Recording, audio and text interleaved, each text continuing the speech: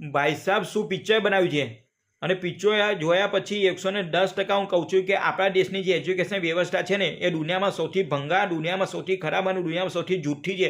ભાઈ આપણને બધું જૂઠું જ બનાવ્યું છે. મુગલોએ હિન્દુ અને હિન્દુ રાજાઓ પર ઓનલી અત્યાચાર જ કર્યો છે, બાકી કશું જ કર્યું નથી. અને જો પિક્ચરની વાત કરવામાં આવે ને ભાઈ, વિક્કી કૌશલે જે સંભાજી રાજાનું અહીંયા પાત્ર જે ભજવ્યું છે ને ભાઈ, હેઝ ટુ યુ છે. એવું લાગે છે ભાઈ આ એક જ માણસ છે, આ ત્રિપુટી ખાનની છે ને જે હરામની ઓલાદો છે એની ઉપર ભારે પડેલો છે. રશ્મિકા મંડાનાને લઈ લો અથવા તો ભાઈ ઔરંગઝેબમાં પાત્રમાં જે અક્ષય ખન્નાએ કામ કર્યું છે ને, બાકી રિયલમાં ઔરંગઝેબ જીવતો હોત ને તો એને બી શરમા આવે કે ભાઈ આ રિયલમાં આ જ ઔરંગઝેબ છે કે હું ઔરંગઝેબ છું. એટલી જોરદાર એક્ટિંગ કરી છે. અને પહેલી વાર એવું લાગ્યું છે કે ભાઈ બોલિવૂડવાળાને પિક્ચર બનાવતા આવડે છે.